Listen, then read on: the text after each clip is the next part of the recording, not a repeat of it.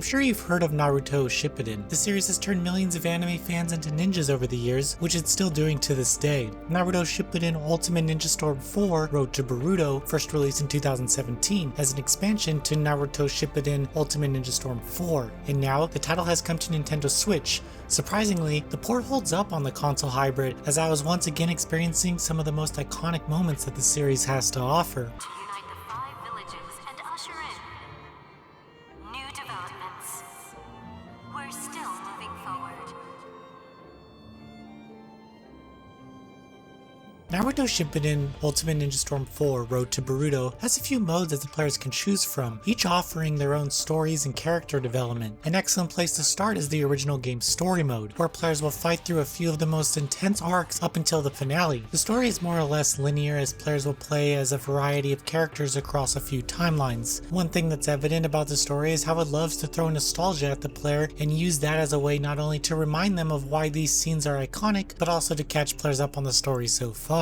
I enjoyed the way that the narrative was structured, but I did enjoy how the game used anime stills for some of the story scenes. One element of Road to Boruto that holds up well is the quick time events, which I usually never like. They happen at some of the most epic moments of gameplay and only add to the immersion of the scenes. If you're playing this game, you've most likely seen these scenes before, so being able to interact with them is a considerable plus than merely watching the battle play out. The next mode available is Adventure Mode, where players can choose between a few characters to take on missions and explore the Hidden Leaf Village. I found this mode to be decent, but it's rather dull at times and doesn't offer anything significant to the actual story, whether it be main or side missions. Still, I thought that the addition of the mode worked as a way to give players more to do outside of the simple story mode, even though there isn't anything substantial here. After you finish the base game's offering, it's time to get into the Road to Boruto expansion. Similar to Adventure Mode, players can explore the Hidden Leaf Village as Boruto and his friends. There's a lot of content to dive into here, as it is full of things to do at any given moment. I really enjoyed this expansion and the way that the developer rolled out the story and added immersion to the scenarios. The battle system in Ultimate Ninja Storm 4 Road to Boruto is easy to pick up and challenging to master. Everything is mostly tied to one attack button, as players balance their chakra and utilize each of the character's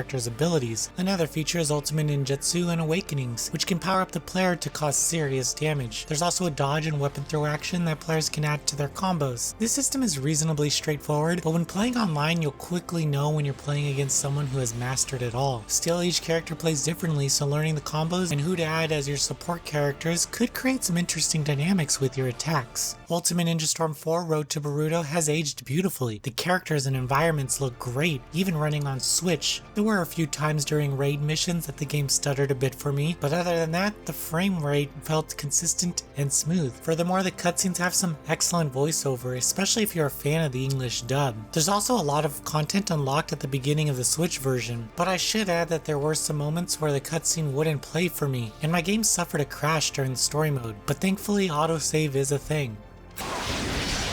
Let's go. Burn it all away.